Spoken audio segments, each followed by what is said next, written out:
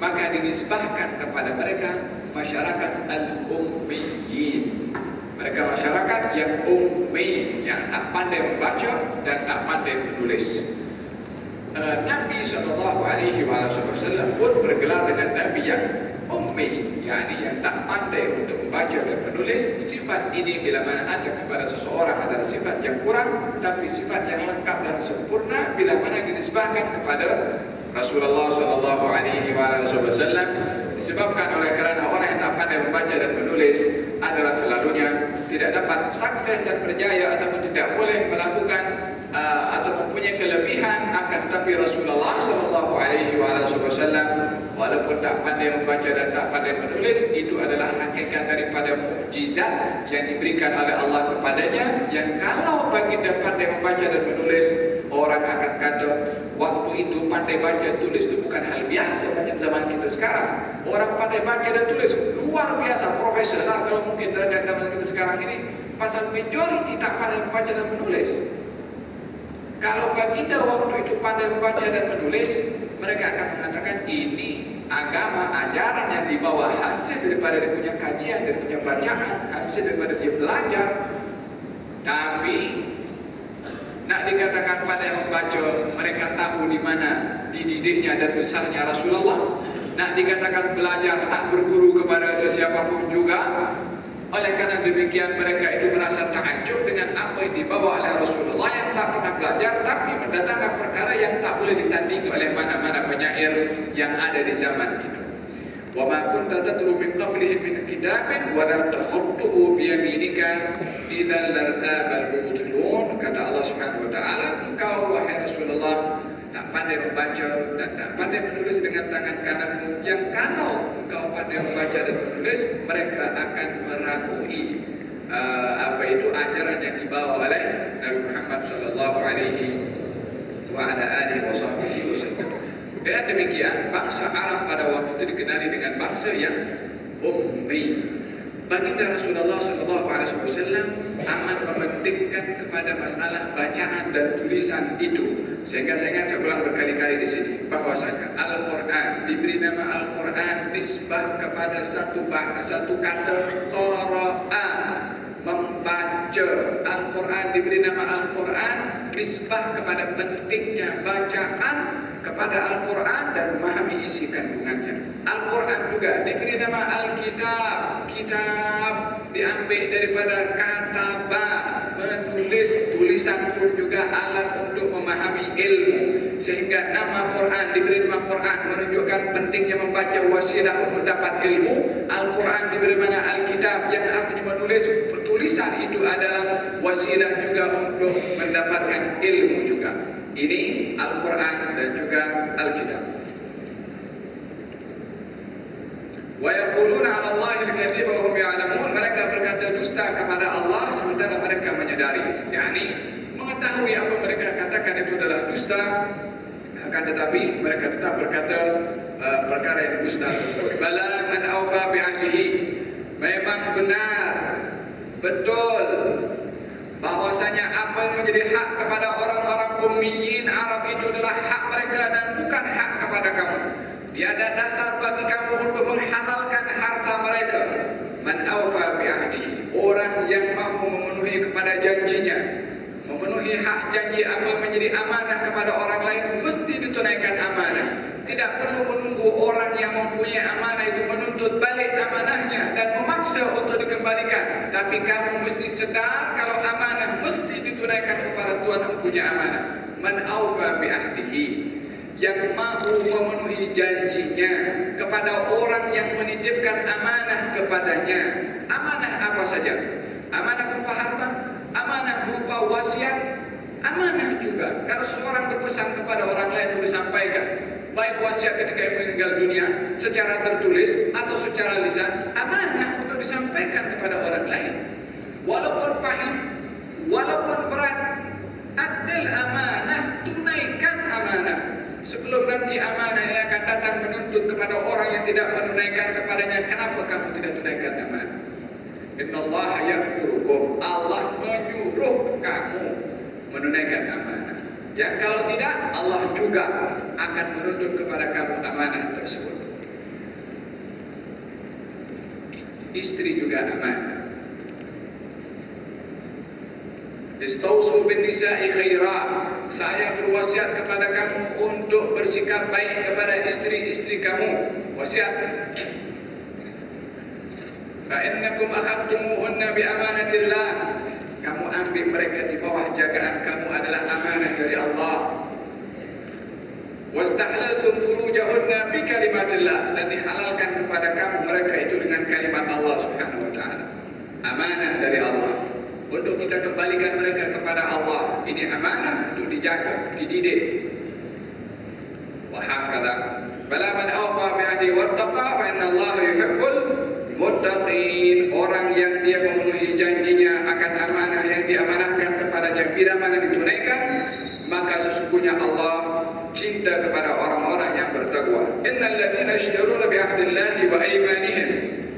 Sesungguhnya orang-orang yang membeli janji-janji Allah wa imanihim, dan sumpah-sumpah mereka zamanan qalilan, dengan jumlah atau zaman yakni nilai qalilan yang sedikit. Ulaika la khalaqa lahum fil akhirah. Bagi mereka tiada nasib baik di akhirat. Wala yukallimuhumullah. Allah tidak akan mengajak berbicara kepada mereka. Wala yanzuru ilaihim. Allah tak akan pandang dengan pandangan rahmat kepada mereka yaumul qiyamah, di hari kiamat. Wala yuzakkihim, dan Allah tidak akan membersihkan, mensucikan mereka. Walahum adzabun alim, dan bagi mereka adalah azab yang pedih. Siapa mereka? Orang yang menjual ayat-ayat Allah Subhanahu wa taala dengan harga yang sedikit. Mereka membeli atau menjual, yakni bila mana jual beli, ini ada yang membeli, ada yang menjual. Mereka bila mana membeli akan janji mereka kepada Allah Subhanahu wa taala, yakni dengan tidak ditunaikan apa yang sepatutnya menjadi tuntutan kepada mereka, demi untuk mendapatkan habuan keduniaan sahaja. Menyimpan kebenaran nak dapatkan dunia, menipu kepada orang nak mendapatkan dunia. Sebetulnya yang dilakukan oleh mereka itu adalah menjual amanah dirinya, menjual kepercayaannya kepada Allah Subhanahu wa taala untuk menunaikan amanahnya hanya untuk mendapatkan habuan dunia. Ulaika la khalaqa lahum. Mereka itu yang tidak menunaikan amanah ataupun yang berkhianat di dalam harta, di dalam wasiat, di dalam khabar, di dalam tanggung jawab pada ahli keluarganya, yang mereka itu tidak menunaikan dengan sengaja kepada amanah tersebut, mereka itu la khalaqa lahum fil akhirah. Tidak ada nasib baik mereka akan dapat di akhirat. Tidak akan diajak berbicara oleh Allah Subhanahu wa taala, dan tidak akan dirahmati oleh Allah Subhanahu wa taala. Apa lagi yang boleh diraih dan dicapai dan diharapkan oleh seseorang bila mana tidak dipandang, tidak diberi ruang bercakap kepada Allah Subhanahu wa taala, melainkan an-nar yaumil qiyamah. Allah Subhanahu wa taala akan berjanji untuk tidak berbicara kepada tiga golongan. Kata baginda Rasulullah sallallahu alaihi wasallam, "Salatun la yukallimuhumullahu yaumil qiyamah." Ada tiga golongan yang Allah tidak akan berbicara kepada mereka. Yani kalau berbicara masih ada ruang untuk dia merayu dan memohon. Kita kalau ada ruang untuk rayuan, kita akan buat rayuan dalam kes mahkamah. Tapi kalau hakim kata tak ada tutup, hakim tak nak jumpa. Nak merayu kepada siapa? Di dalam undang-undang dunia saja kalau dikatakan macam itu, tak ada ruang bagi nak merayu. Pasal hakim tak nak jumpa, apatah lagi nak baca di surat rayuan, tak nak bercakap dengan dia. Allah Subhanahu wa taala hakim kepada seluruh hakim mengatakan, kata baginda Rasulullah sallallahu alaihi wasallam, tiga golongan yang tidak akan diajak berbicara oleh Allah di hari kiamat, bahkan tidak akan dipandang oleh Allah. Bukan hanya tidak diajak untuk berbicara, tak nak tengok kepada muka orang itu. Lalu wala yuzakkihim, dan tidak akan diberi tazkiyah, tidak akan dibersihkan, tidak akan diampunkan oleh Allah Subhanahu wa taala. Walahum adzabun alim, dan bagi mereka adalah adab yang pedih. Baginda mengucapkan itu 3 kali. Abu Dhar bertanya, "Khabu wa khasiru man hum ya Rasulullah?" Sungguh rugi dan hancur mereka itu.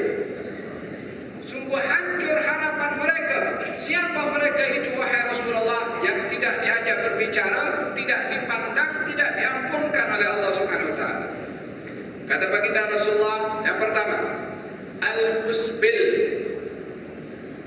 orang yang dia memanjangkan kainnya menutup kepada buku lalinya. Al-mannan, orang yang mengungkit-ungkit ihsannya kepada orang lain. Wal munfiq sil'atahu bil halifil kadhib, dan orang yang menggunakan sumpah palsu untuk menjual barang jualannya itu. Wallahi ini adalah asli, wallahi ini adalah kata dari mana? Tujuannya adalah supaya barangnya ini adalah laku dijual. Yang pertama al-musbil, orang yang memanjangkan dia punya kain. Yang dimaksudkan adalah bukan semua orang pakai kain panjang terus dia akan masuk neraka, macam itu tidak. Al-musbil khuyala, orang yang menggunakan kain menutup sampai buku lalinya, khuyala, karena sombong. Problemnya bukan pakaiannya, tetapi niat yang ada ketika memakai pakaian yang menjadi simbolik kepada orang yang sombong pada waktu itu kalau memakai kain menutup kepada buku lali. Menjadi simbol. Oleh karena demikian, hadis ini ditakhsiskan dengan hadis yang lain, yang mana baginda Rasulullah SAW bersabda, Allah tidak akan menerima salat seseorang yang kainnya itu melebihi buku lali, khuyala, karena sombong. Maka dalam hal ini al-hukum itu yadur bil illah, hukum itu akan tetap dengan adanya illah, ada sebab. Kalau sebab tidak ada, maka hukum pun akan terangkat. Orang yang memakai kain sampai menutup kepada buku lali, khuyala, sombong, maka sholatnya tidak diterima oleh Allah Subhanahu wa taala, dan dia termasuk daripada orang yang tidak diajak berbicara oleh Allah. Adapun orang yang memakai kain sampai menutup kepada buku lali, bukan sombong, kainnya saja jatuh ke bawah, maka dia tidak akan termasuk daripada orang yang tidak diajak berbicara, tidak dipandang, ataupun tidak diampunkan oleh Allah Subhanahu wa taala, dan tidak termasuk juga orang yang sholatnya tidak diterima. Sebab tak ada maksud daripada memakai kain menutup kepada buku lali nak tunjuk sombong, tidak. Akan tetapi alangkah baiknya kalau seseorang itu mengelak daripada memakai kain sampai menutup kepada buku lali, walaupun tidak ada maksud di situ untuk menunjukkan kesombongan. Yang kedua, yang tidak dipandang oleh Allah Subhanahu wa taala adalah al-mannan, orang yang suka mengungkit dia punya kebaikan kepada orang lain. Ingat, aku dah banyak tolong kepada engkau. Ingat. Dah kalau kita mungkin apa kita punya ihsan kepada orang yang kita tolong, untuk kita mendapatkan balasan daripada orang yang kita tolong, kita terancam kepada orang-orang yang tidak diajak berbicara oleh Allah Subhanahu wa taala. Kenapa? Seseorang yang mungkin ihsannya kepada orang, dia itu menyangka kalau ihsan yang dia buat kepada orang lain, dirinya yang buat datang, dan dia adalah orang yang banyak berjasa kepada orang lain. Sementara ihsan yang dia buat kepada orang lain, ihsan yang dibagi, kalau bukan Allah bagi kepada dia untuk dibagi kepada orang lain, macam mana nak bagi? Dia menyamakan dirinya dengan Allah Subhanahu wa taala, yang mana Allah adalah Al-Muhsin, yang suka memberi ihsan kepada hambanya, dan Allah satu-satunya zat yang berbuat ihsan, sementara yang lain daripada Allah Subhanahu wa taala ihsannya subjektif, bukan original. Walihada ada dua orang arifin, yang satu kaya, yang satu miskin, tapi sama-sama arif. Orang yang arif, yang kaya ini dia nak bagi harta kepada si miskin, yang arif juga. Kata orang yang nak bagi itu bagi mengatakan, khudh la lak, ambil ini harta bukan untuk kamu. Kata yang menerima mengatakan, had la mink, mari sini, bukan juga daripada kamu. Ambil ini bukan untuk kamu. Kata yang terima, mari sini, bukan dari kamu. Yang memberi, ini saya beri bukan untuk kamu, untuk Allah Subhanahu wa taala. Aku tak nak apa-apa balasan daripada kamu. Aku bagi untuk Allah. Yang terima, mari sini. Ini juga bukan dari kamu, dari Allah Subhanahu wa taala. Hakada yang diberi dengan mereka para arifin. Kalau didatangi oleh orang yang meminta-minta, mereka mengatakan, jazaa, semoga Allah membalas kepada kamu yang menjadi sebab kepada saya berbuat baik kepada kamu. Kepada siapa? Orang yang datang meminta. Faham tu? Idan al-mannan yang kedua. Yang ketiga adalah al-munfiq sir'atahu bil halif al-kadhib. Orang yang suka menggunakan sumpah palsu untuk menjual barang agar supaya dapat dibeli oleh orang. Menggunakan sumpah adalah nama Allah Subhanahu wa taala. Kata Imam Syafi'i, saya tak pernah bersumpah dalam hal yang serius ataupun dalam hal yang biasa. Tak pernah bersumpah. Bukan tak bersumpah, tak nak menggunakan sumpah, khususnya dalam hal-hal yang biasa. Wallahi saya tadi daripada rumah, dan nak bagi tahu daripada rumah, nak guna sumpah nama Allah pasal apa? Bagi tahu saja sebentar tadi saya daripada rumah. Kalau orang kata, you go, demi Allah saya daripada rumah, nak bersumpah pasal apa? Kalau kita nak kerap bersumpah, orang ini kerap berdusta ini. Oleh sebab itu dia suka bersumpah untuk nak meyakinkan kepada orang lain. Biasakan diri untuk tidak menggunakan sumpah kecuali bila mana ada tuntutan untuk kita bersumpah. Allah Ta'ala.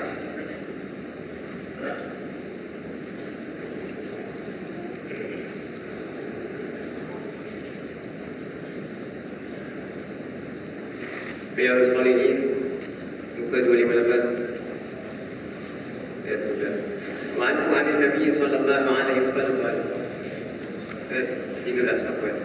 وعنه رضي الله عنه قال لقد رأيت 70 من أهل الصوفة ما منهم رجل عليه رداء إما إزار وإما كساء قد ربطوا في أعناقهم فمنها ما يبلغ نصف ساقين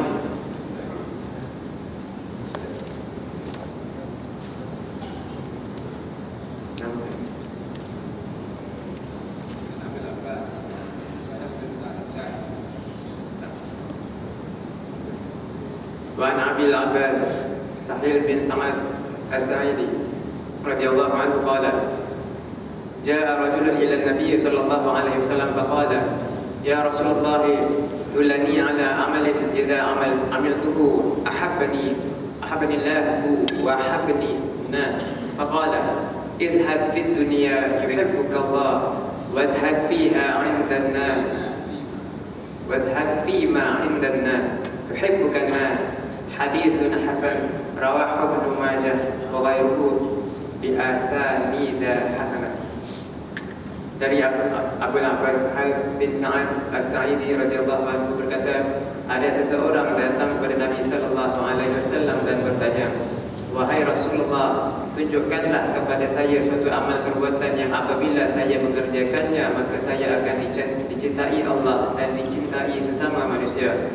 Beliau bersabda, zuhudlah, yakni janganlah rakus kamu terhadap dunia, niscaya Allah akan mencintaimu. Dan zuhudlah, yakni janganlah rakus kamu terhadap hak orang lain, niscaya orang-orang akan mencintaimu. Riwayat Ibnu Majah. Zuhud ini adalah berpaling daripada sesuatu kerana menganggap sesuatu itu rendah dan hina. Berpaling daripada sesuatu karena menganggap sesuatu itu adalah rendah dan hina. Ini arti zuhud secara bahasa. Arti zuhud secara istilah adalah merasa cukup dengan apa yang diberikan oleh Allah Subhanahu wa taala.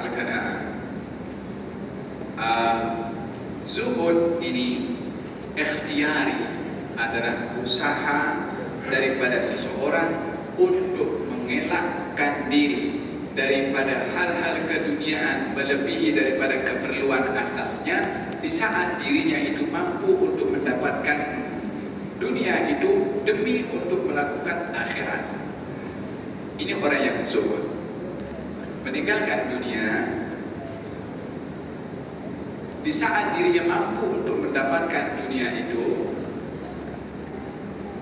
demi untuk melakukan akhirat, yang mendahulukan akhirat berbandingkan kepada dunia di saat dia memerlukan kepada dunia dengan memandang kerendahan dan hinanya kepada dunia, maka ini adalah orang yang zuhud.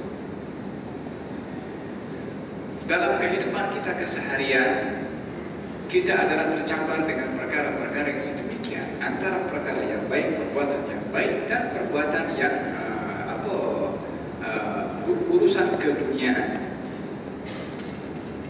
Bila mana seseorang mendahulukan hal keduniaannya berbandingkan kepada akhiratnya, maka orang ini tidak zuhud. Tapi bila mana orang itu meninggalkan dunianya untuk akhiratnya, ini orang yang zuhud. Bal tu'thiruna al-hayata ad-dunya wal akhiratu khairun wa abqa. Kamu mendahulukan dunia, sifat semula jadi manusia sentiasa cinta dan mendahulukan kepada dunia. Tapi Allah bagi tahu, adapun akhirat adalah lebih baik dan lebih kekal bagi kamu. Izhad fid dunya, hiduplah kamu zuhud di dunia. Ridha dengan pemberian Allah, maka Allah sayang kepada kamu. Wazhad fima indan nas, hiduplah kamu zuhud, merasa cukup dengan apa yang ada pada kamu, dengan kamu tidak mengharapkan apa yang ada pada orang untuk diberikan kepada kamu. Orang akan sayangkan kepada kamu. Dua konsep yang mendapatkan kasih sayang Allah dan kasih sayang manusia, zuhud di dunia dan zuhud apa yang dimiliki oleh manusia.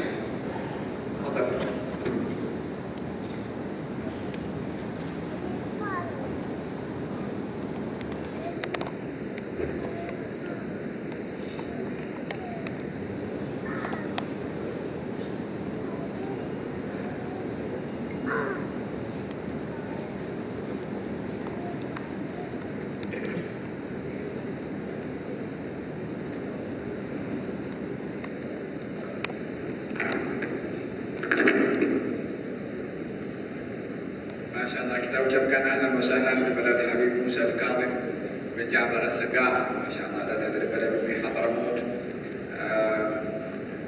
yang beberapa kali mengunjungi Malaysia dan juga khususnya Majlis Ta'lim Darul Muqtadah. Kali ini beliau datang menghadiri haul Imam Abdullah bin Al-Haddad dan menyambung juga perjalanan berdakwah di beberapa wilayah di Malaysia, dan pada hari ini berada bersama kita di Majlis Ta'lim Darul Muqtadah. Kita ucapkan ahlan wa sahlan atas kedatangan Habib Musa Al-Kadhim ke Majlis Ta'lim Darul Muqtadah. Alhamdulillah, majlis ini amat bertuah dengan kedatangan orang-orang yang hidupnya adalah menghabiskan tenaganya, pikirannya, masanya untuk berdakwah. Dan Habib Zain bin Sumait baru-baru ini memberitahukan akan pandangan Habib Ali bin Muhammad bin Hasan Al-Habsyi, amalan yang paling disukai dan mendekatkan seseorang kepada Allah Subhanahu wa Ta'ala dan juga kepada Rasulullah adalah berdakwah di jalan Allah. Sebab Allah berfirman dalam Al-Quran, "Qul hadhihi sabili." Katakan wahai Muhammad, wahai Rasulullah, yang suruh Allah, yang disuruh Rasulullah. Hadhihi sabili, ini jalan saya, yakni jalannya Rasulullah. Jalannya Rasulullah adalah jalannya Allah Subhanahu wa Ta'ala. Yang suruh bagi tahu adalah Allah Subhanahu wa Ta'ala. Apa itu? Ad'u ila Allah, berdakwah kepada Allah Subhanahu wa Ta'ala ala basiratin, dengan keterangan dan yang jelas. Maka rapatnya dengan orang-orang yang berdakwah di jalan Allah Subhanahu wa Ta'ala menyebabkan rapatnya kita kepada Allah dan juga kepada baginda Rasulullah sallallahu alaihi wasallam. Mudah-mudahan Allah Subhanahu wa Ta'ala menjadikan kita golongan orang-orang menerima wasiat Luqman Al-Hakim kepada anaknya, "Ya bunai jalisul ulama wa zahimhum bi rukbatain." Wahai anakku, duduklah dengan para ulama, rapatkan lututmu dengan lutut mereka. Sesungguhnya Allah akan menghidupkan jiwa dan hati seseorang dengan cahaya ilmu para ulama, umpama Allah menghidupkan tanah yang kering dengan turunnya air hujan. InsyaAllah kita akan mendengarkan sebentar lagi tausiah daripada Habib Kadhim, insyaAllah, daripada mutiara-mutiara ilmu. Kita habiskan sedikit daripada apa yang saya sampaikan sebentar tadi berkenaan dengan hidup zuhud di dunia untuk meraih kecintaan dari Allah Subhanahu wa Ta'ala. Ada beberapa tanda orang disukai oleh Allah Subhanahu wa Ta'ala. Di antaranya adalah orang yang suka kepada kebaikan untuk dilakukan. Tanda seseorang itu disukai oleh Allah, itu dicintai oleh Allah. Di antara tanda orang juga yang disukai dan dicintai oleh Allah adalah orang yang bersahabat dan berteman dengan orang-orang yang baik, yang mendapat hidayah dari Allah. Itu juga orang yang disukai oleh Allah. Ulaika alladziina hadahumullah fa bihudahum iqtadih. Mereka itu para anbiya, para rasul, para ulama yang mengikut kepada jejak para rasul adalah orang-orang yang diberi hidayah oleh Allah. Maka dengan hidayah mereka tidak mengikut kata Allah Subhanahu wa taala. Yang ketiga, orang disukai oleh Allah Subhanahu wa taala adalah orang yang gembira ketika melakukan kebaikan. Tadi suka berbuat baik, yang ini gembira ketika sedang melakukan kebaikan, yakni tidak terpaksa ketika berbuat baik. Yang keempat adalah orang yang bila mana terlepas peluang baik, dia pun susah hati. Ini pun tanda orang yang disukai oleh Allah Subhanahu wa taala. Di antaranya juga adalah orang yang hidup zuhud di dunia, yaitu merasa cukup qanaah dengan apa yang diberikan oleh Allah Subhanahu wa taala. Dan orang yang zuhud pasti dia adalah orang yang bertakwa kepada Allah Subhanahu wa taala. Kata Sayyidina Ali bin Abi Thalib mengatakan, apakah itu hakikat takwa kepada Allah? Katakan al khauf minal jalil, takut kepada Allah, wal amal bil tanzil, mengamalkan apa yang turunkan oleh Allah, wa ridha bil qalil, dan ridha dengan pemberian Allah walaupun sedikit, wal istidad li yaumil rahil, dan bersiap sedia untuk hari kembali kepada Allah Subhanahu wa taala. Itulah hakikat ketakwaan seseorang, dan zuhud kepada Allah Subhanahu wa taala, ridha kepada apa yang diberikan oleh Allah Subhanahu wa taala.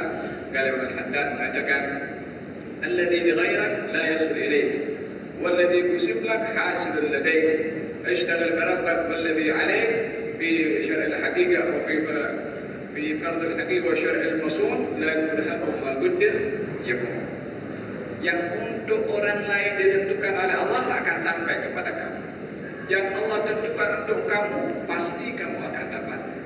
Tunaikan saja apa yang disuruh oleh Allah kepada kamu di dalam melakukan tuntutan Allah dalam syariatnya. Jangan kamu terlalu melampau di dalam bercita-cita melebihi daripada batasan yang ditentukan takdir Allah, itu pasti akan berlaku. Lau walima wa kayf gardul hamad ya'tarid ala Allah alladhi khalaq. Orang itu mengatakan, andai aku buat, andai aku terima itu interview, andai aku masuk di sini. Walima, kenapa aku tak? Lau walima wa kayf, andai, kenapa, macam mana? Gardul hamad, perkataan orang-orang yang tidak pandai, yang tidak berserah kepada Allah Subhanahu wa taala. Ya'tarid ala Allah alladhi khalaq, dia protes kepada Allah yang menciptakan segalanya untuknya. Ini adalah beberapa bait-bait dari Imam Abdullah bin Al-Haddad yang mengajarkan kepada kita tentang merasa cukup dengan apa yang telah ditentukan oleh Allah Subhanahu wa taala. Mudah-mudahan Allah Subhanahu wa taala golongkan kita dalam golongan orang-orang yang dikasihi, dicintai oleh Allah Subhanahu wa taala dengan sifat zuhudnya, sifat suka kepada kebaikan, suka kepada orang-orang yang baik, senang ketika berbuat baik, dan susah hati ketika terlepas peluang untuk berbuat baik. Kita pun tak nak lepas peluang baik yang ada dengan kita pada malam hari ini dengan kehadiran Habib Khalid untuk mendengarkan tausiah daripada beliau. InsyaAllah kita akan mendengarkan pada Allah bersyukur.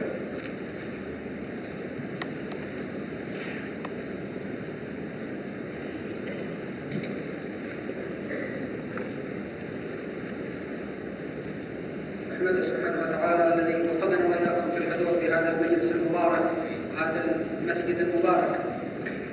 Kita berpuji dan bersyukur kepada Allah Subhanahu wa taala yang memberikan taufik kepada kita untuk hadir di majlis yang penuh dengan berkah ini, di masjid yang penuh dengan berkah juga. وعلى ما هيأ المولى سبحانه وتعالى لكم من هذا التوفيق في الحضور أسبوعيا إلى هذا المسجد تعتكفون وتتلقون أنوار العلم النافع.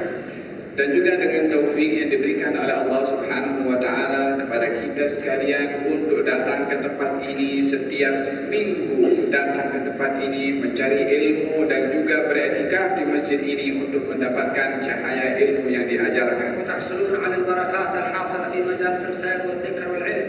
Dan tentunya dengan hadirnya kita di tempat ini akan mendapatkan keberkatan dan kebaikan yang diberikan oleh Allah pada majlis-majlis ilmu. فإن البركات الحاصلة لكم في حضور هذه المجالس ظاهرة وباطنة.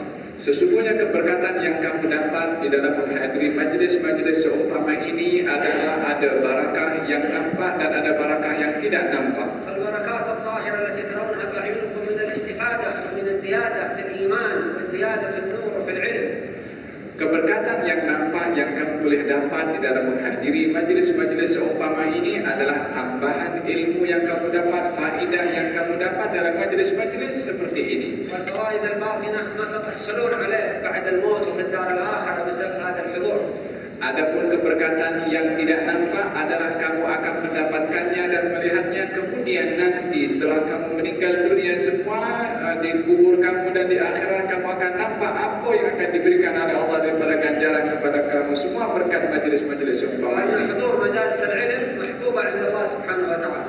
Menghadiri majlis ilmu adalah satu perbuatan yang disukai oleh Allah Ta'ala. والناس يقومون من مجالس الخير والذكر والعلم وفوائد عظيمة من أجلها الفوائد الأخروية الموت على لا إله إلا الله والموت على حسن الخاتمة الذي هو مطلب العارفين ومطلب الصالحين. Di antara faedah yang boleh didapat oleh orang menghadiri majlis-majlis seumpama ini adalah satu pemberian yang menjadi cita-cita kepada orang-orang arifin dan salihin, yaitu untuk mendapatkan husnul khatimah ketika meninggal dunia adalah diberikan oleh Allah Subhanahu wa taala di antaranya kepada orang-orang yang suka menghadiri majlis ilmu seumpama ini. ثم إنها من الأعمال التي يحبكم الله سبحانه وتعالى عليها. Dan ini adalah merupakan bahagian daripada amalan yang Allah menjadikan kamu suka untuk melakukan amal perbuatan. Dan Nabi sallallahu alaihi wasallam akhbarana anna ahabbil a'mal ila Allah adwamuha wa in qalla hadha al-amal. Nabi sallallahu alaihi wasallam bersabda, sesungguhnya amal yang disukai oleh Allah Subhanahu wa taala adalah amal yang dilakukan secara berterusan walaupun sikit. وكان عمل رسول الله صلى الله عليه وسلم ديما لأنه يعرف أن الله سبحانه وتعالى يحب الأعمال التي يداوم عليها صاحبها حتى وإن كانت يسيرة. فكيف إذا كانت عظيمة مثل هذا المجلس العظيم اعتكاف في المسجد وبركات. Rasulullah Shallallahu Alaihi Wasallam kebiasaannya bila mana berbuat amal baik akan dilakukan secara berterusan, disebabkan oleh kerana perbuatan amal baik yang dilakukan secara berterusan adalah perbuatan yang disukai oleh Allah Subhanahu wa taala walaupun sedikit, apatah lagi amal-amal perbuatan baik yang besar seperti majlis-majlis ini tentunya ganjaran dan keberkatannya adalah besar juga dari Allah taala. وهذه الأعمال كلها ترفعنا حتى نكون محبوبين عند الله ومحبين لله سبحانه وتعالى. Amal yang seumpama ini dapat mengangkat darjat kita di sisi Allah Subhanahu wa taala untuk digolongkan oleh Allah dalam golongan orang-orang yang dicintai oleh Allah dan golongan orang-orang yang mencintai kepada Allah. حتى نستفيد من هذه الفرصة في الحياة فنصل إلى أعلى قمة رضوان الله سبحانه وتعالى وهي المحبة له وأن نكون عنده عباد محبوبين. Sehingga seseorang itu dapat mengambil manfaat daripada majlis seumpama ini di sisi Allah Subhanahu wa taala untuk diangkat darjat mereka itu di tempat yang sangat tinggi, yaitu mendapatkan kasih sayang dari Allah Subhanahu wa taala dan menyayangi kepada Allah Subhanahu wa taala. عندما تحب النبي محمد صلى الله عليه وسلم تكون محبوبا عند الله سبحانه وتعالى. Bila mana kamu termasuk golongan orang-orang yang mengasihi kepada Rasulullah, maka kamu akan dikasihi oleh Allah. عندما تحب الصالحين تصير محبوبا عند الله سبحانه وتعالى. Kalau kamu suka dan cinta kepada orang-orang saleh, kamu juga akan disukai oleh Allah Subhanahu wa taala. عندما تتابع النبي محمد صلى الله عليه وسلم تصير محبوبا عند الله سبحانه وتعالى. Ketika kamu mengikut kepada Rasulullah sallallahu alaihi wasallam, kamu juga akan dicintai oleh Allah taala. تتابع الرسول في الذي تقدر عليه فيما يسهل عليك. Ikutlah kepada tuntunan Rasulullah yang semampu kamu, yang mudah untuk kamu بعض lakukan. المسلمين يتابع الرسول في العمامة سنة عظيمة. Sebahagian kaum muslimin mengikuti kepada sunnah Rasulullah di dalam memakai imamah. بعضهم في الرداء سنة عظيمة يحبك الله عليه. Sebahagian daripada mereka yang mengikut sunnah Rasulullah menggunakan rida, yaitu selendang yang diletakkan di bawah. بعضهم في القميص سنة عظيمة سنة النبي يحبك الله عليه. Sebahagian yang lain juga mengikut Rasulullah di dalam memakai baju gamis yang juga merupakan sunnah Rasulullah yang kalau dilakukan dilakukan juga akan mendapatkan kasih sayang. بعضهم في لبس الخاتم سنة عظيمة يحبك الله عليها، لكن لبس الساعة الله أعلم يعني ليست سنة، الساعات ليست موجودة في زمن النبي محمد صلى الله عليه وسلم. Di antara mereka ada juga yang menggunakan cincin, yang itu juga adalah merupakan bahagian sunnah Rasulullah SAW yang kalau dilakukan akan mendapatkan kasih sayang daripada Allah Subhanahu Wa Taala. Tapi sebahagian ada yang memakai jam. Saya tak tahu adakah memakai jam itu sunnah Rasulullah karena zaman itu tak ada jam di zaman Rasulullah. أيضا عندما تستخدم السواك هذه سنة عظيمة يحبك الله سبحانه وتعالى عليها وتضاعف أعمالك. Demikian juga sebahagian daripada mereka mengikut sunnah Rasulullah di dalam menggunakan siwak yang juga merupakan sunnah bila mana dilakukan akan mendapatkan kasih sayang dari Allah dan juga ganjaran yang berlipat kepada seseorang yang menggunakannya. ولكن فرشاة الأسنان ومعجون الأسنان ليس موجودا في زمن الصحابة ولم يستخدمونه الصحابة. Akan tetapi brush itu tidak ada di zaman Rasulullah SAW dan juga para sahabat tidak pernah menggunakan brush gigi. ولكن بعض الفقهاء قال إذا نوى الإنسان فهذا البرش السنة تحصل له أصل السنة وليس كمال السنة، إنما تحصل بعود الآراء الذي كان في عصر النبي محمد صلى الله عليه وسلم. Akan tetapi sebahagian ahli fiqh mengatakan kalau seseorang menggunakan brush gigi itu adalah tujuannya untuk mendapatkan sunnah menggunakan siwak, akan mendapatkan dasar daripada sunnah penggunaan siwak, tetapi tidak mendapatkan fadilah kesempurnaan di dalam menggunakan siwak, karena fadilah kesempurnaan itu adalah akan didapat dengan menggunakan kayu arak, yaitu kayu yang khusus digunakan untuk sunnah. والحاصل أن المسلم له هدف في هذه الحياة أن يصل إلى محبة الله، يعني يحبه الله ويحب الله، ونحن نسارع في تحقيق هذا الهدف قبل الموت.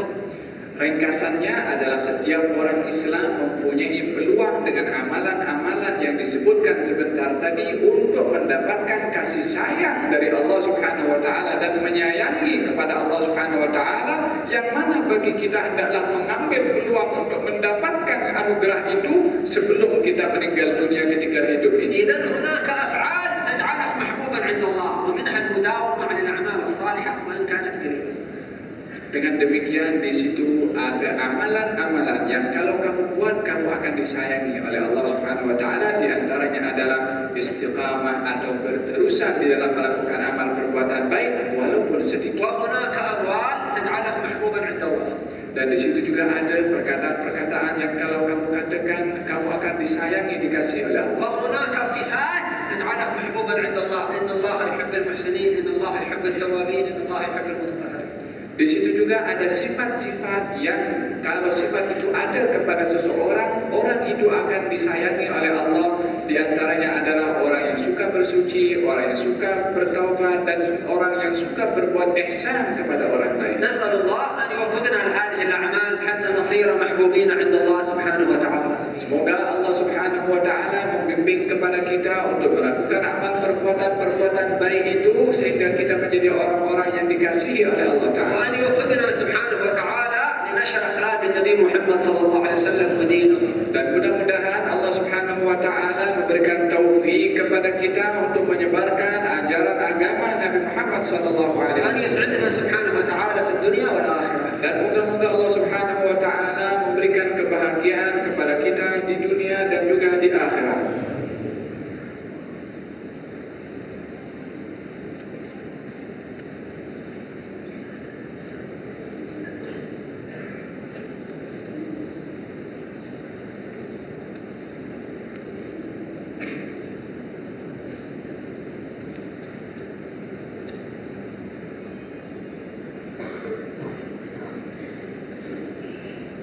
Ayo gerak.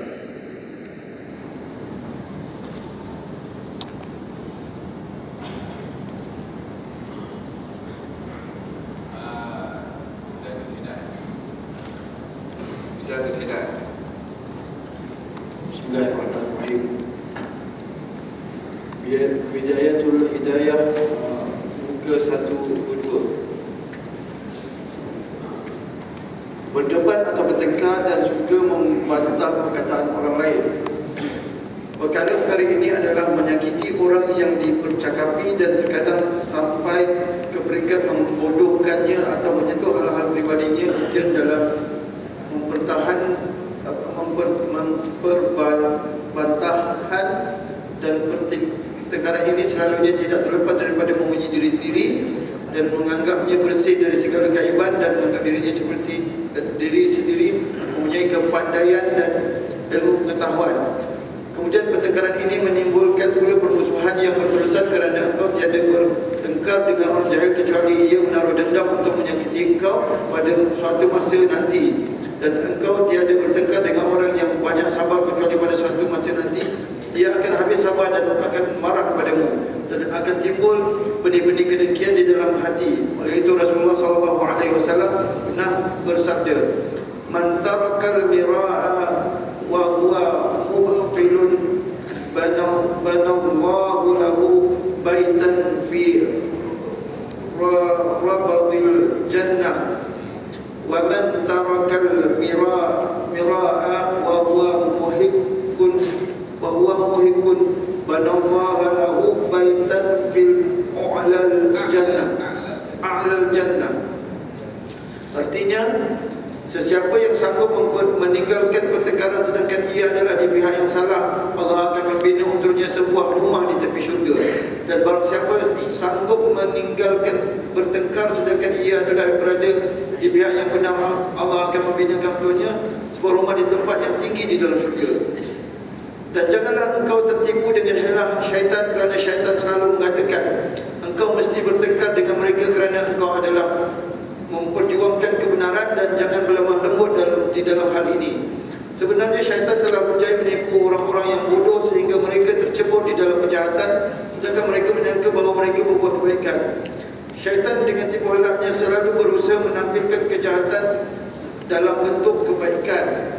Lalu ia mengolok-olok orang yang telah dia berdaya itu. Membela kebenaran adalah satu perkara yang baik, iaitu di hadapan orang yang memang mahu menerimanya, dan mestilah dengan cara nasihat dari hati ke hati, bukan dengan cara bertengkar, kerana nasihat itu mempunyai caranya yang tersendiri dan berhajat kepada kelembutan. Kalau tidak nasihat itu akan berbalik menjadi fadhihah, pendedahan aib orang lain, maka jadilah kerosakannya lebih banyak daripada kebaikannya. Maka sesiapa yang selalu bergaul dengan ulama zaman sekarang ini, pasti ia akan menjadi orang yang suka bertengkar dan suka berdebat, dan susahlah dia untuk berdiam kerana ulama su telah mengatakan bahawa pertengkaran itu adalah satu perbuatan yang terpuji, dan kemampuan mengemukakan hujah-hujah dalam perbincangan itu satu perkara yang sangat baik. Maka dalam kau lari daripada mereka, yakni ulama su, seperti kau lari daripada harimau. Dan ketahuilah bahawa pertengkaran itu adalah salah satu di antara sebab yang menurunkan kemurkaan Allah Ta'ala dan kemarahan manusia. Subhanallah. Imam Al-Ghazali mengatakan bahwasanya ulama di zamannya, jadi kita tahu tadi adalah ulama di zaman ini suka bertengkar. Yani di zaman Imam Al-Ghazali, ini abad ke-berapa? Abad ke-6 daripada hijrahnya Rasulullah SAW. Sekarang kita abad ke-berapa? Abad ke-15. Itu abad ke-6. Maknanya berapa dengan sekarang? 900 tahun yang lalu. Tak tahu macam mana Imam Ghazali kalau hidup di zaman kita sekarang ini. Bukan dalam hal agama kita saja berdebat, dengan dinding kita bising, dengan macam-macam kita berdebat dalam hal-hal yang tak ada kaitan sama sekali dengan perkara yang boleh menambahkan keimanan kita kepada Allah Subhanahu wa taala. Sayyidina Imam Syafi'i mengatakan, "Mana bartu ahadan." Saya tidak pernah berdebat kepada orang yang ingin berdebat dengan saya, melainkan saya mengharapkan kebenaran itu akan lahir daripada orang yang saya berdebat dengannya. Yani tidak mahu di dalam perdebatan itu harapan agar supaya dirinya menang di dalam perdebatan. Walaupun di dalam perdebatan hakikatnya adalah seseorang itu mencari kebenaran. Tujuan matlamat utama di dalam berdebat itu adalah mencari kebenaran. Allah sendiri dalam Al-Quran suruh wajadilhum billati hiya ahsan, berjidalah, berdebatlah kamu, tapi bukan berdebat saja, billati hiya ahsan, dengan yang terbaik. Artinya kalau kebenaran dalam perdebatan itu ada kepada musuh, kita kena bersedia untuk menerima kebenaran itu. Tapi kalau kita nak berdebat, kita datang nak buat kebenaran yang kita tak nak dengar apa hujah musuh, bukan kita nak berdebat, tapi kita nak wajibkan apa yang kita anggap benar supaya orang itu boleh terima kita punya pandangan. Ini bukan perdebatan. Yang namanya perdebatan nak mencari kebenaran. Tapi kalau berdebat nak menjatuhkan pandangan orang lain, ini bukan nak berdebat, ini nak bergaduh.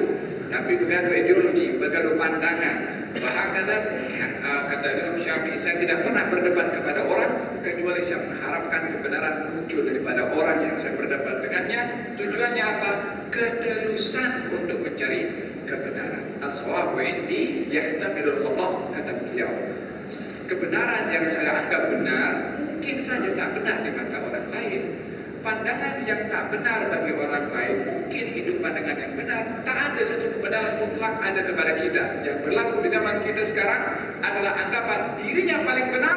Apa yang dilakukan orang lain salah. Ada syirik, ini bid'ah, ini buat benda tak dibuat dengan Rasulullah, ini bercakap dengan Rasulullah. Pasal apa? Menganggap dirinya paling benar, orang lain salah. Ada permulaannya daripada mana? Permulaannya daripada menganggap diri paling benar. Coba pegang konsep Imam Syafi'i itu. Kebenaran yang ada pada kita mungkin salah. Salah yang ada pada orang lain mungkin benar. Kalau begitu kita agak cool sikit kalau dengan bahasa itu. Agak rendah sikit, tak mewajibkan apa kita pandang benar mesti orang lain akan anggap perkara yang benar juga. Allah alam. Kalau tadi kita tengok kepada anak sekejap, kita akan mendengarkan. Saya yakin tuan-tuan di sini sudah banyak dengar saya punya cakap.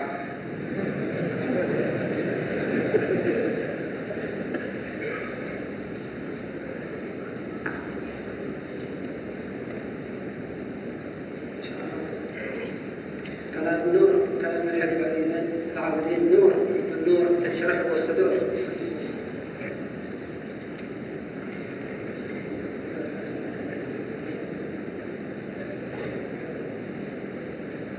Apa yang disampaikan tadi oleh Al-Habib Kazim daripada atau yang dibaca daripada buku-buku yang kita baca sebentar tadi adalah merupakan cahaya daripada para ulama yang perlu kita ambil daripada cahaya para ulama, daripada ilmu cahaya-cahaya ilmu mereka.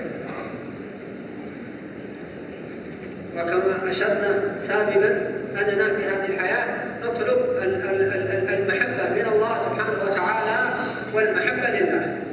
Sebagaimana saya sebutkan sebentar tadi bahwa kita dalam hidup ini adalah mencari cinta Allah dan ingin dicintai oleh Allah. حتى قال الأئمة والعلماء أن كل الأعمال التي نعملها هي تهيئ الإنسان لمحبة الله ولن يكون محبوبا عند الله.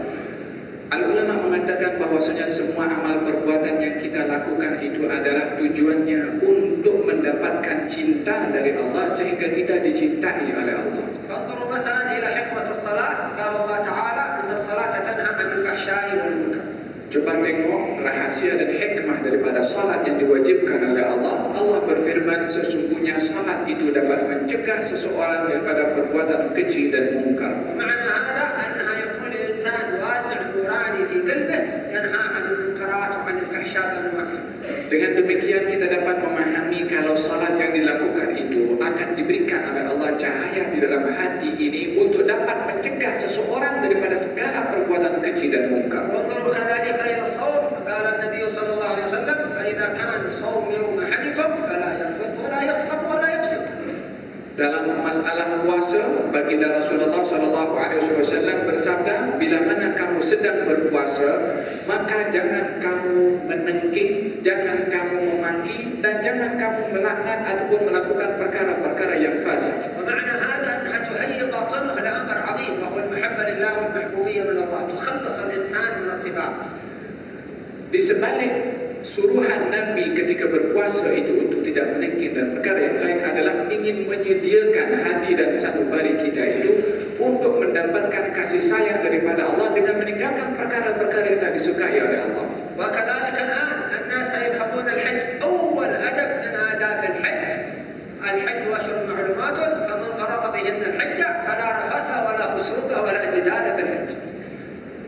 Dan juga bulan-bulan ini adalah merupakan bulan haji yang ramai manusia pergi untuk melakukan amal ibadah haji. Dalam ibadah haji pun juga Allah Subhanahu wa taala berfirman dalam Al-Qur'anul Karim yang maksudnya bulan haji itu adalah bulan-bulan yang ditentukan oleh Allah Subhanahu wa taala. Barang siapa yang pergi ke haji, maka hendaklah tidak melakukan perkara-perkara yang fasik, memaki, melakukan perkara yang dapat membatalkan haji daripada jemaah dan sebagainya. Maka ini adalah merupakan hikmah daripada haji, meninggalkan perkara-perkara yang dilarang oleh Allah Subhanahu wa taala. وإذا خرجنا الزكوات مثلا طهرتنا كذلك من الصفات المذمومة في البواطن. Demikian juga bila mana seseorang itu menunaikan zakat, salah satu hikmahnya adalah membersihkan kotoran sifat-sifat yang tidak baik yang ada di dalam hati. وكل هذه الأعمال ترفع الإنسان في القرب من الله والمحبة من الله. Maka semua amal perbuatan ibadah yang dilakukan oleh seseorang itu akan mengangkat darjat seseorang di sisi Allah Subhanahu wa taala. بعض الناس يفقه ويفهم اللب من الأعمال الصالحة والحكمة من التشريع. Sebahagian daripada orang memahami rahasia intipati dan akan ibadah yang disyariatkan oleh Allah Subhanahu wa taala kepadanya. ويرتفع بتلك الأعمال في المحبة لله سبحانه وتعالى. Maka dengan begitu, dengan memahami akan rahasia ibadah, kedudukannya semakin tinggi di sisi Allah Subhanahu wa taala. وبعض الناس لا يفهم الحكمة من التشريعات الإلهية. Sebagian yang lain tidak paham akan rahasia daripada ibadah yang diwajibkan oleh Allah kepadanya. ولا يعرف ترابط الأحكام الشرعية. Dan tidak mengetahui kesinambungan hubungan antara hukum hakam yang ada di dalam syariat. قد يصوم يوما كاملا ولكنه يفسده بكلمة واحدة من الكذب والغيبة. Contohnya adalah mereka yang terkadang melakukan amal ibadah puasa satu hari, tapi pada masa yang sama melakukan satu perbuatan sahaja yang meruntuhkan ganjaran ibadah puasa, seperti orang itu berdusta. وممكن كذلك يعمل الأعمال الصالحة يقوم الليل ليس له من قيامه إلا التعب والسهر، لأن هذا الإنسان لا يفقه سر الأعمال الصالحة، يقوم بصورة الأعمال الصالحة تحبط بالأعمال الأخرى. Sebahagian daripada mereka mungkin melakukan amal ibadah qiyamul lail di waktu malam, dia beribadah kepada Allah Subhanahu wa taala, akan tetapi tidak mendapatkan fadilah ibadah di waktu malam itu kecuali penat, letih, dan dia tidak mendapatkan apa-apa di sisi Allah Subhanahu wa taala disebabkan oleh kerana tidak melakukan akan tuntutan daripada amal ibadah qiyamul lail itu sendiri, sehingga walaupun bangun malam melakukan perkara-perkara yang dapat meruntuhkan ganjaran bangun malamnya orang itu. فبعض الناس يتعب نفسه في الأعمال الصالحة من غير أثر. Sebahagian yang lain juga memaksakan dirinya untuk berbuat baik, akan tetapi tak ada kesan perbuatan baik yang dilakukan olehnya. لأنه لم ينتبه لآدابها ودقائقها. Sebab dia tidak memperhatikan kepada adab-adab di dalam melakukan perbuatan baik itu dan tuntutan-tuntutan di dalamnya. مثل يصوم ويغتاب ويكذب. Seperti orang yang berpuasa, tapi pada masa yang sama dia berdusta dan mengumpat. أو يذهب إلى الحج ولا يترك الرفث ولا يترك الفسوق والجدال. Atau orang yang pergi ke haji tetapi dia suka memaki, menengking, dan juga berdebat kepada orang lain. أو يصلي الجماعة ولكنه يسابق الإمام ويتقدم على الإمام. Atau orang yang bersolat berjamaah, akan tetapi dalam solatnya dia mendahului imam atau mengejar imam. أو يتصدق وينفق ولكنه يعجب بهذا أو يمن بهذا فتحبط الأعمال. Atau dia bersedekah, akan tetapi dia nak menunjuk-nunjuk ataupun nak mengungkit-ungkit ihsannya kepada orang lain. فيعمل العمل ويعجبه فهذا يحبط العمل ويصير عنده صورة العمل لا ترفعه إلى محبة الله ولا إلى المحبة من الله سبحانه وتعالى. Maka dengan demikian dia itu beramal, akan tetapi merasa bangga dengan amalnya, maka tiada apa-apa ganjaran yang diberikan oleh Allah Subhanahu wa taala, yang kalau dia berbuat dengan baik akan mendapatkan kasih sayang daripada Allah, akan tetapi karena dilakukan amal itu dengan bangga diri dan lain sebagainya, maka runtuhlah ganjaran amal perbuatan أو baik. يقرأ القرآن ولكن ليقال أنه قارئ أو أن صوته حسن فلا يرفع هذا القرآن عند الله ولا يحبه الله على هذه النية إلا أن يكون عمله خالصا لله سبحانه وتعالى. Terkadang juga ada orang yang dia membaca Al-Quran tapi tujuannya adalah nak dikatakan dikatakan dia seorang yang qari ataupun suaranya itu indah, maka yang demikian pun tidak akan mengangkat derajat seseorang itu di sisi Allah untuk dikasihi dan dicintai oleh Allah Subhanahu wa taala, dan tiada ganjaran yang akan didapat dari orang dan tersebut. hadhihi al-a'mal Allah Subhanahu wa taala syara'aha tarfa' an-nas li mahabbatillah azza wa jalla. Kalau begitu dapat kita fahami semua amalan-amalan ibadah yang baik itu hakikatnya adalah ingin mengangkat darjat orang yang beramal itu hampir dengan Allah Ta'ala. فالذي يوفقه الله ويحضر مجالس العلم نافع مثل هذا المجلس يعرف آداب هذه العبادات يرتفع بها عند الله.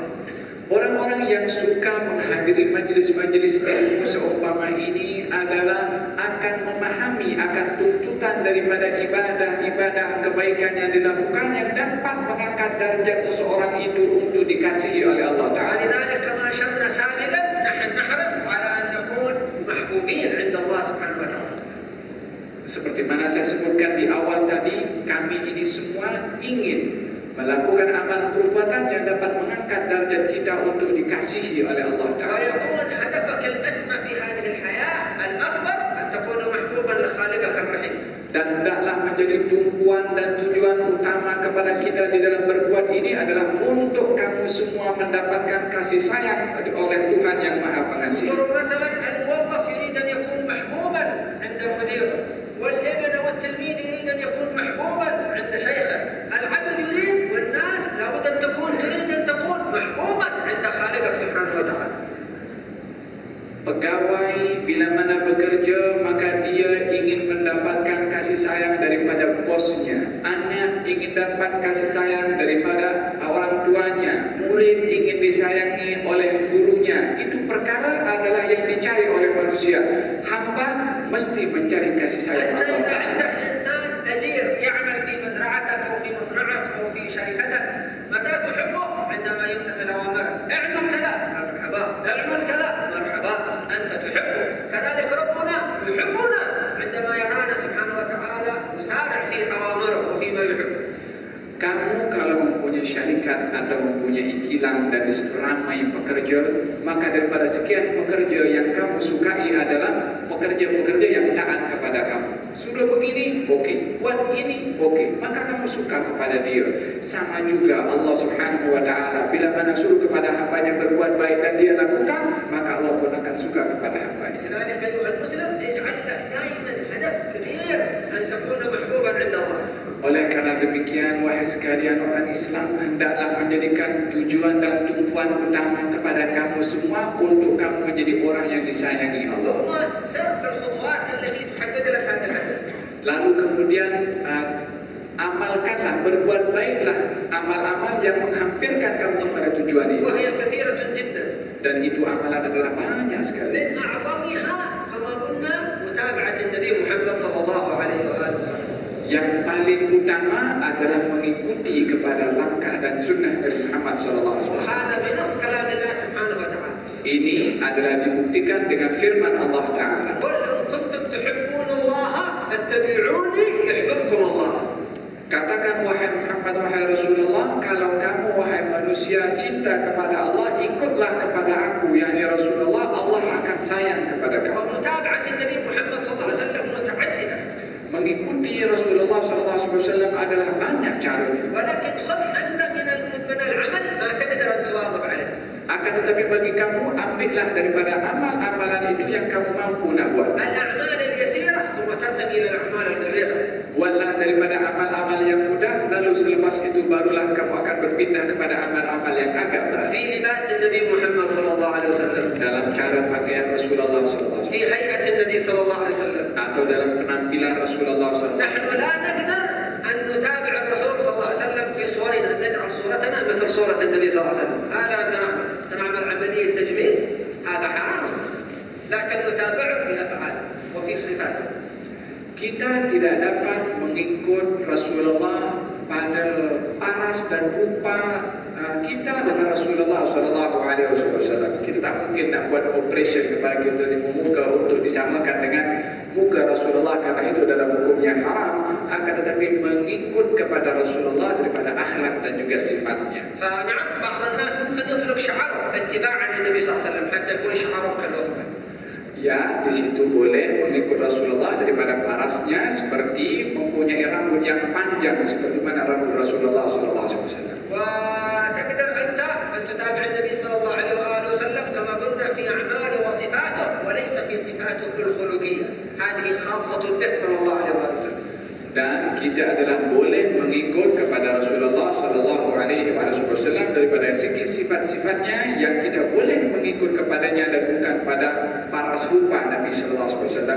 Khusus untuk Rasulullah. أعظم عمل يحبك الله سبحانه وتعالى عليه بعد أداء الفرائض متابعة النبي محمد صلى الله عليه وسلم. Dan amal yang paling disukai oleh Allah Subhanahu wa taala bagi kamu untuk dilakukan setelah kefarduan yang Allah wajibkan kepada kamu mengikut kepada sunnah Rasulullah sallallahu alaihi wasallam. لذلك ربنا عز وجل لا يحبنا على شيء كمحبته لنا عندما نؤدي الفرائض الفروض الخمس الصلوات وصيام رمضان وحجة الإسلام والزكاة إذا وجبت على الإنسان الزكاة. Allah Subhanahu wa taala tidak mencintai seseorang hamba melebihi daripada kecintaan Allah kepada hamba yang melakukan kewajiban dari Allah Subhanahu wa taala, kefarduan dari Allah Subhanahu wa taala daripada salat, puasa, haji dan lain sebagainya. فهذا العمل الأول متابعة النبي على حسب الاستطاعة صلى الله عليه وسلم. Ini adalah yang pertama untuk mendapatkan kasih sayang Allah, mengikuti kepada Rasulullah. إذا جئت إلى الطعام لا تمد يدك إلى الطعام إلا بعد أن تغسلها وأن تستحضر أن هذه سنة النبي محمد صلى الله عليه وسلم. Contohnya, bila mana dihadirkan di hadapan Anda itu makanan, maka jangan mengulurkan tangan Anda kepada makanan itu, melainkan terlebih dahulu mencuci kedua tangan Anda dengan niat mengikut kepada sunnah Rasulullah. إذا فرغت من الطعام احمد الله كما كان النبي محمد يحمد الله سبحانه وتعالى. Bila mana kamu selesai daripada makan, pujilah Allah seperti mana Rasulullah selesai makan memuji kepada Allah. إذا أويت إلى المنام فاعمل بسنن النبي صلى الله عليه وسلم التي تقدر عليها. Kalau kamu nak tidur, ikutlah kepada cara Rasulullah SAW ketika ingin tidur. إذا متابعة الرسول أعظم عمل يحبك الله عليه. Kalau begitu, mengikut Rasulullah adalah amal yang paling baik untuk mendapatkan kasih sayang dari Allah. بعضنا يعمل الأعمال التي يعملها الرسول ولكنه لا يستحضر متابعة النبي صلى الله عليه وسلم وحي سنة النبي محمد صلى الله عليه وسلم. Sebahagian kaum muslimin mengikuti kepada sunnah Rasulullah SAW tanpa menghadirkan di dalam perbuatannya itu mengikut kepada sunnah Rasulullah SAW. يأكل باليمين ولا يتذكر أن هذه سنة، يظن أن هذه عادة الناس تأكل باليمين. Mereka terkadang makan makanan dengan tangan kanan, tapi tidak menghadirkan kalau makan dengan tangan kanan itu adalah sunnah Nabi. Mungkin dianggap ini satu kebiasaan atau adat makan dengan tangan kanan ليس saja. عادة ولكن كان رسول الله صلى الله عليه وسلم يعجبه التيامن في شانه كله. Ini adalah bukan merupakan satu adat atau kebiasaan, akan tetapi sunnah Rasulullah yang suka mendahulukan anggota kanan dalam hal-hal yang baik. حتى في تنعله وترجله. Sehingga di dalam cara memakai selipar pun atau kasut atau dan menyikat rambutnya pun juga akan عندما didahulukan. تلبس النعال البس أولا القدم اليمنى اتباعا لرسول الله صلى الله عليه وسلم. Kalau kamu nak pakai selipar, dahulukan kaki kanan karena mengikut kepada sunnah Rasulullah. وعندما ترجل شعرك أو تدهنه ادهن أولا الجانب الأيمن. Kalau kamu ingin menyikat rambut kamu atau memberikan minyak kepada rambut kamu, dahulukan anggota yang kanan mengikut kepada sunnah Rasulullah. وعندما تلبس ثيابك أو قميصك البس أولا الجانب الأيمن. تذكر أن النبي محمد صلى الله عليه وسلم كان يعمل هذا وفي هذا أسرار وحكم عظيمة لا تطيقها عقولنا. Kalau kamu nak memakai baju, dahulukan anggota yang kanan mengikut kepada sunnah Rasulullah yang di dalamnya ada rahasia yang tidak dapat mampu dikawal ataupun dipahami oleh akal manusia. عندما كان يستاك أولا في جنبه الأيمن الجنب الأيمن. Kalau ingin menggunakan sugi, maka dahulukan bahagian gigi sebelah kanan. فيعجبه التيامن. Nabi amat suka mendahulukan bahagian yang kanan. فأنت تقتدي بالنبي فيما تقدر عليه. Maka kamu ikut kepada Rasulullah. وفي آخر الزمان Dan di akhir zaman, ما إحيا السنة يعدل بأجر 100 شهيد قال النبي محمد صلى الله عليه وسلم. orang yang menghidupkan sunnah Rasulullah akan diganjar 100 ganjaran syahid sebagaimana sabda Rasulullah. إذا خرجت من بيتك Kalau kamu keluar dari rumah kamu, قدم رجلك اليمنى أولا. dahulukan. Kalau keluar daripada rumah, maka hendaklah kamu mendahulukan kaki kiri mengikut sunnah إذا Rasulullah. دخلت البيت قدم رجلك اليمنى. Kalau kamu nak masuk rumah, dahulukan kaki kanan. إن دخلت البيت ونسيت قدمت رجلك اليسرى ارجع مرة أخرى واخرج وقدم رجلك اليمنى. Kalau kamu masuk rumah mendahulukan kaki kiri karena lupa, keluar balik, masuk lagi dengan kaki kanan. حتى تتابع النبي محمد وتعود نفسك على الاقتداء بالنبي محمد صلى الله عليه وسلم. Sehingga semua perbuatan kamu itu mengikut kepada sunnah Rasulullah dan membiasakan kamu itu untuk ikut Rasulullah. فتتابع الرسول في هذه الحركات البسيطة اليسيرة تحصل لك محبة من الله سبحانه وتعالى. Kamu mengikut sunnah Rasulullah yang simpel sederhana ini, kamu akan dapat kasih sayang Allah Subhanahu wa لا taala. تستصغر سنة من سنن رسول الله. Jangan sekali-kali kamu menganggap remeh kepada sunnah Rasulullah. يوجد عندنا في مذهبنا الشافعية جلسة قصيرة في الصلاة اسمها جلسة الاستراحة. Bagi pandangan mazhab Imam Syafi'i, ada satu sunnah di dalam salat yang dinamakan duduk sesaat. قبل القيام إلى الركعة الثانية أو الركعة الرابعة تجلس جلسة خفيفة كذا سبحان الله يسميها الفقهاء جلسة الاستراحة. Yaitu ketika bangkit daripada rakaat pertama untuk menuju ke rakaat yang kedua atau daripada 3 menuju ke 4 disunnahkan duduk sesaat yang dinamakan duduk istirahat dengan kadar subhanallah. Itu bahagian daripada حتى هذه الجلسة القصيرة التي هي قدر سبحان الله عندما تعملها تحصل على محبة من الله سبحانه وتعالى. يحبك الله على هذه الجلسة البسيطة. Walaupun sunnah duduk istirahat itu sedikit sesaat sahaja, sekadar subhanallah, seseorang kalau melakukannya akan diganjar oleh Allah untuk mendapatkan kasih sayang dari Allah. فهذه الأعمال اليسيرة كيف إذا تابعنا النبي محمد صلى الله عليه وسلم في أعماله الكبيرة. Ini baru amal-amal yang sederhana, yang kecil. Apatah lagi kalau amal-amal perbuatan baik yang besar dilakukan mengikut sunnah Rasulullah. حتى الطعام. Walaupun dalam hal makanan. كان سيدنا عبد الله بن عمر بن الخطاب Sayyidina Abdullah bin Umar bin Khattab شديد المتابعة لرسول الله صلى الله عليه وسلم. suka mengikut Rasulullah sallallahu alaihi wasallam. وقال كنت لا أحب الدباء. Ia pernah berkata, saya ini sebelum ini tak suka kepada lampu. ولكن قال ذهبت مع رسول الله إلى منزل رجل من أصحاب رسول الله وكان خياطا. Akan tapi satu hari saya pergi bersama Rasulullah mendatangi seorang sahabat Nabi yang bekerja sebagai tukang jahit. وقدم لنا الطعام. Dan ia menghidangkan makanan. وكان فوق الطعام الدبة. Dan di atas makanan itu ada lampu. قال فرأيت رسول الله صلى الله عليه وسلم يتتبع الدباء من صحفة الخياط يلتقط الحبة هذه والحبة هنا والحبة هنا. Maka saya melihat Nabi itu mengambil setiap lampu yang ada dalam hidangan itu dikumpulkan, diambil oleh Nabi sallallahu alaihi wasallam. والنبي صلى الله عليه وسلم يعمل هذا لأنه يعلم رضا أصحابه، يعلم أنهم فرحانين، فهو يلتقط الدبة وهم فرحانين بهذا. Nabi melakukannya demikian oleh kerana Nabi nak menunjukkan bahwasanya mereka para sahabat itu gembira dengan adanya hidangan itu bersama dengan Rasulullah sallallahu alaihi wasallam. قال فأحببت الدبة منذ ذلك اليوم، منذ رأيت رسول الله يأكلها ويتتبعها أحببت الدبة منذ ذلك اليوم. Kata Sayyidina Abdullah bin Umar mengatakan, setelah saya melihat Rasulullah mengambil lampu itu dan dimakannya, maka mulai dari itu saya suka kepada lampu. فأنت عليك أيضا إذا رأيت الدبة في الطعام أن تأكلها وأن تحبها كما أحبها النبي محمد صلى الله عليه وسلم. Maka kamu semua mulai hari ini kalau nampak lampu di makanan kamu, hendaklah kamu cari karena mengikut kepada Rasulullah sallallahu alaihi wasallam. فلا بد أن تكره نفسك على أن تحب ما يحبه رسول الله صلى الله عليه وسلم. Kamu hendaklah berusaha untuk memaksakan diri kamu untuk mengikut kepada apa yang dilakukan oleh Rasulullah. أما إذا نور الله سبحانه وتعالى قلبك فسجد نفسك أي أمر يحبه الرسول أنت تحبه مباشرة. Akan tetapi bila mana hati dan sanubari anda itu disinari dengan cahaya oleh Allah Subhanahu wa taala, maka kamu tak perlu lagi memaksakan untuk mengikuti kepada Rasulullah. وكذلك نقول الأقوال التي يحبها الله سبحانه وتعالى.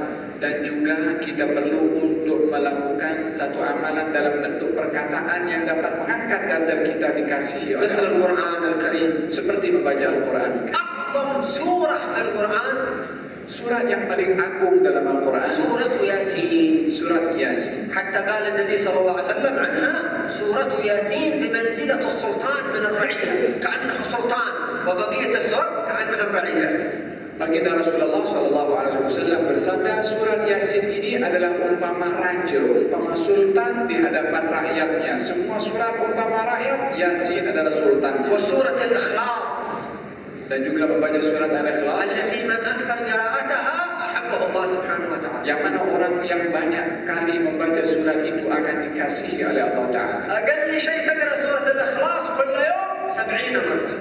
Paling sedikit kamu perlu untuk membaca surat ini dalam satu hari 70 kali. أو بعد كل صلاة Atau setiap kali selepas salat 10 مرات. 10 kali. إلا صلاة الفجر 12 مرة. Kecuali salat subuh 12 kali. كما ورد في الحديث عن النبي محمد صلى الله عليه وسلم. Seperti mana disebutkan dalam hadis Rasulullah كل SAW. مرة تدخل الدار Setiap kali kamu masuk rumah, تقرأ سورة الإخلاص 3 مرات. bacalah surat Al-Ikhlas 3 kali. أو مرة واحدة كما ورد في الحديث عن النبي صلى الله عليه وسلم. Atau sekali seperti mana disebutkan dalam hadis Rasulullah. هذه سورة قصيرة Ini surat yang sedikit, لكنها محبوبة عند الله سبحانه وتعالى. akan tetapi ini adalah surat yang dikasihi. وربنا سبحانه وتعالى Dan Allah Subhanahu Wa Taala يحب عباده الذين يقرؤون سورة الإخلاص هذه. suka kepada hamba yang suka membaca surat Al-Ikhlas. لأن لها خصوصيات خاصة. Karena surat itu mempunyai keistimewaan tersendiri. وأيضا أكثر من سبحان الله وبحمده سبحان الله العظيم. Dan juga perbanyaklah untuk menyebutkan subhanallah bihamdi subhanallah. هاتان كلمتان عظيمتان محبوبتان عند الله. Dua kalimat ini yang agung, yang besar dan ringan dibaca juga disukai oleh Allah. بعد كل صلاة Setiap selepas salat 3 مرات. 3 kali. أيضا سبحان الله والحمد لله ولا إله إلا الله والله أكبر. Demikian juga zikir subhanallah alhamdulillah wa la ilaha illallah wallahu انظروا akbar. إلى كلامنا. Tengok kepada setiap أحب الكلام إلى الله هذه الأربع الكلمات سبحان الله والحمد لله ولا إله إلا الله والله أكبر. daripada semua kata-kata yang keluar daripada lisan yang paling disukai oleh Allah adalah 4 kalimat tadi, subhanallah walhamdulillah wa la ilaha illallah wallahu akbar. تبدأ أولا بعد كل صلاة 3 مرات Mulai terlebih dahulu setiap kali selepas salat 3 kali لمدة 10 أيام. selama 10 hari. ثم بعد كل صلاة Kemudian setelah itu selepas salat 5 مرات 5 kali لمدة 10 أيام. sampai 10 hari. ثم بعد كل صلاة Kemudian setelah itu selepas salat 20 مرة 20 kali لمدة شهر كامل. sampai 1 bulan. ثم تتردد قليلا قليلا قليلا Kemudian kamu naik sedikit-sedikit حتى تقول بعد كل صلاة sehingga setiap kamu selepas salat 100 مرة menyebutkan sampai سبحان الله والحمد لله ولا إله إلا الله والله أكبر. subhanallah alhamdulillah wa la ilaha illallah. وتقرأ سورة الإخلاص Dan kamu membaca surat Al-Ikhlas 1000 مرة. 1000 kali. بعد أن تفرغ منها Setelah kamu selesai daripada itu, تدعو ربك بما شئت. kamu berdoa kepada Allah apa saja yang kamu أول تقدم شيء إلى الله. sebelum kamu mohon, kedepankan kepada Allah sesuatu amalan. إذا أردت شيئا من الله سبحانه وتعالى Kalau kamu nakkan pemberian dari Allah Ta'ala, أن تقدم شيء إلى الله عز وجل. terlebih dahulu kamu kedepankan sesuatu untuk Allah. اقرأ سورة الإخلاص 1000 مرة. Baca surat Al-Ikhlas 1000 ثم kali. قل يا رب أنا أريد وأريد وأريد. الله يعطيك لأنك قدمت شيئا. Dengan setelah kamu baca, baru kamu berkata, ya Allah, aku nak ini, aku nak itu, aku nak ini, aku nak itu. Nanti Allah kasih kepada kamu. اركع 20 ركعة. Salat kamu 20 rakaat. ثم قل يا رب أنا أريد كذا وأريد كذا. يعطيك الله. Dan lalu kamu boleh meminta kepada Allah apa saja permintaan kamu, Allah akan kasih kepada kamu. أما أنك أنت دائما تطلب من الله سبحانه وتعالى يا رب أنا أريد أريد أريد. قد لا يعطيك الله مباشرة. قد يعطيك ثواب وأجر ويدخر لك لكن لا يعطيك المطلوب. Adapun orang yang dia bila mana ada hajat kepada Allah, dia minta saja, ya Allah, tapi tak ada apa yang dikedepankan kepada Allah Subhanahu Wa Taala. Terkadang Allah Subhanahu Wa Taala tak bagi langsung, atau hanya diberi ganjaran, dia berdoa dikejar saja, tapi tak dibagi ada. أنت امتثل أمر الله وهو يعطيك سبحانه وتعالى. Tunaikan apa yang Allah minta kepada kamu, Allah akan beri apa yang kamu. إذا هذه الكلمات المحبوبات سورة الإخلاص وسبحان الله وبحمده سبحان الله الحمد لله ولا إله إلا الله والله أكبر. Kalimat-kalimat yang disukai tadi oleh Allah Subhanahu Wa Taala, yaitu daripada surat Al-Ikhlas dan zikir subhanallah walhamdulillah dan subhanallah alhamdulillah dan Allahu akbar. وكذلك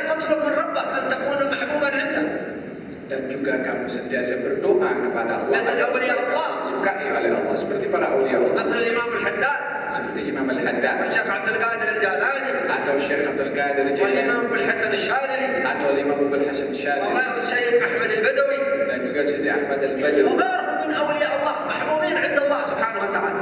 Dan yang lain juga daripada mereka para aulia yang disayangi oleh Allah. فأنت تطلب من الله أن تكون محبوبا عند خالقك سبحانه وتعالى، ليس محبوبا عند مديرك أو عند الناس أو عند المسؤول أو عند الحاكم أو السلطان. أنت تريد أن تكون محبوبا عند خالقك العظيم سبحانه وتعالى.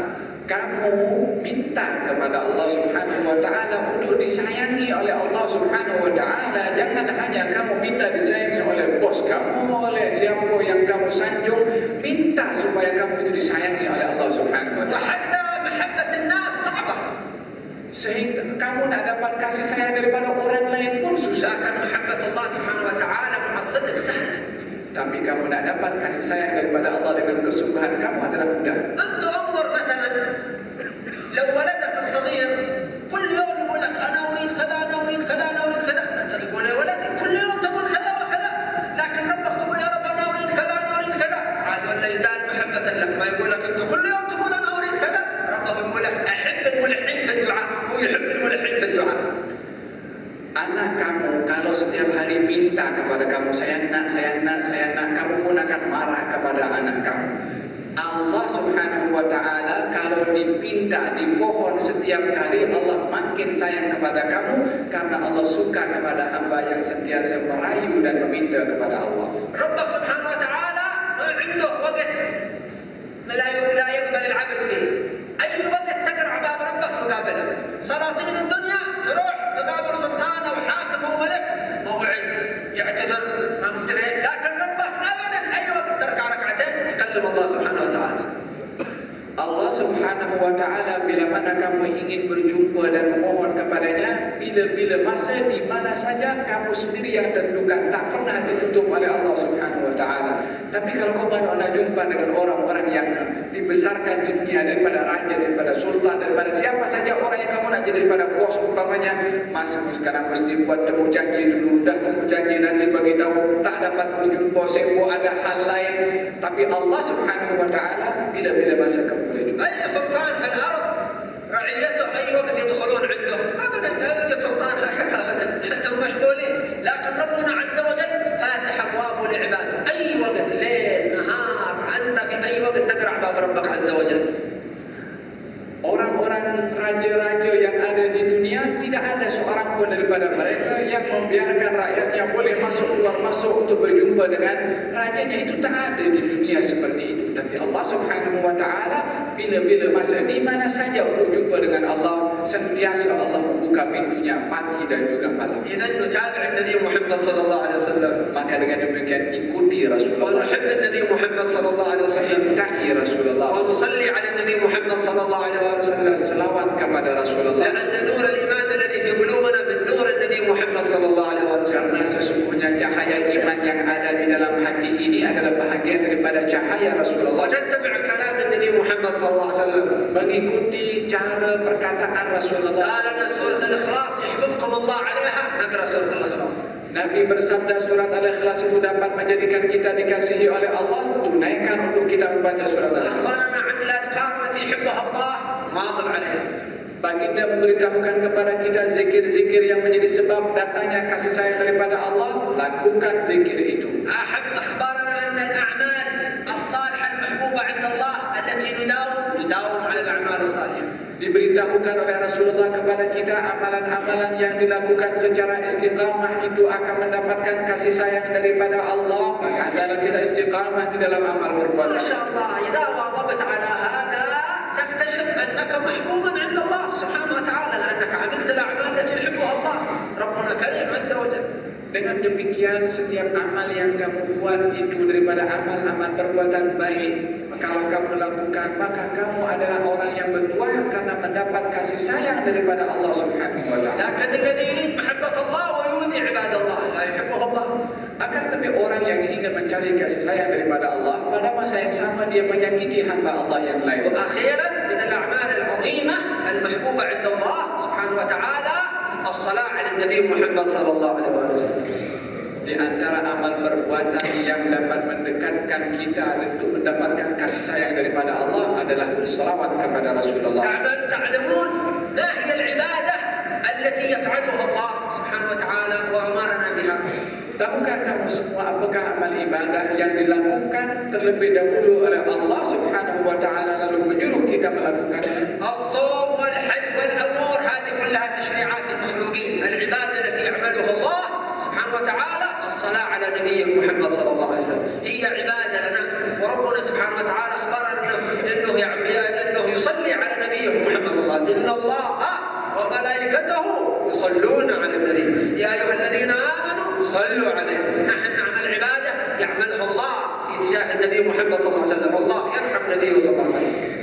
Salat, puasa, haji dan sebagainya itu ibadah-ibadah adalah satu perintah dari Allah Subhanahu wa taala kepada makhluk untuk melakukan. Tapi di situ ada ibadah yang Allah Subhanahu wa taala melakukannya dan menyuruh kita melakukan amal ibadah itu mengikuti kepada ibadah yang dilakukan oleh Allah Subhanahu wa taala, yaitu berselawat kepada baginda Rasulullah sallallahu alaihi wasallam dalam ayat yang dibacakan yang maksudnya sesungguhnya Allah dan malaikatnya berselawat kepada Nabi sallallahu alaihi wasallam, maka wahai orang-orang beriman berselawatlah kamu. Kita berselawat kepada Rasulullah sebagai ibadah mengikuti daripada apa yang dilakukan oleh Allah Subhanahu wa taala. Walhamdulillah hada syahr al-Qa'dah syahr haram. Kana Nabi Muhammad yu'azzimuhu wa yuhibbu sallallahu alaihi wasallam. Dan kita bersyukur karena Allah memberikan panjang umur kepada kita berada di bulan Dzulqa'dah yang merupakan bulan yang haram yang juga diagungkan oleh baginda Rasulullah. Sayati al-an musim al-hajj.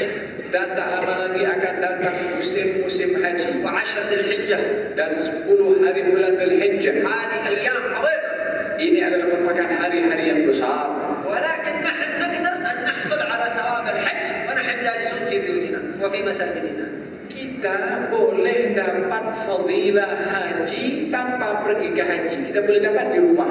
وذلك أن نصلي الفجر في جماعة ونجلس في المكان الذي صلينا فيه حتى تطلع الشمس ثم نركع ركعتين تكتب لك حجة وعمرة تامة.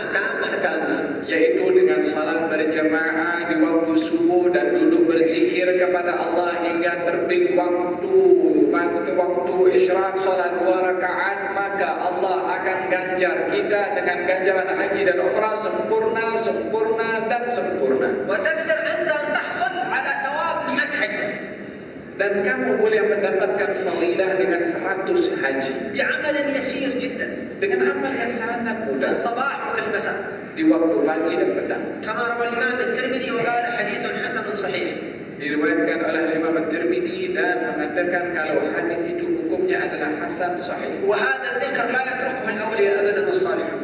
Dan zikir ini tidak pernah ditinggalkan oleh para aulia. لأن ألفاظه قليلة وثوابه عظيم. Karena lafaznya itu sedikit dan mudah, tapi ganjarannya besar. وهذا الذكر من بركات النبي محمد صلى الله عليه وسلم لأمة النبي محمد المحبوبة عند الله. Dan zikir ini adalah bahagian daripada keberkatan Rasulullah sallallahu alaihi wasallam.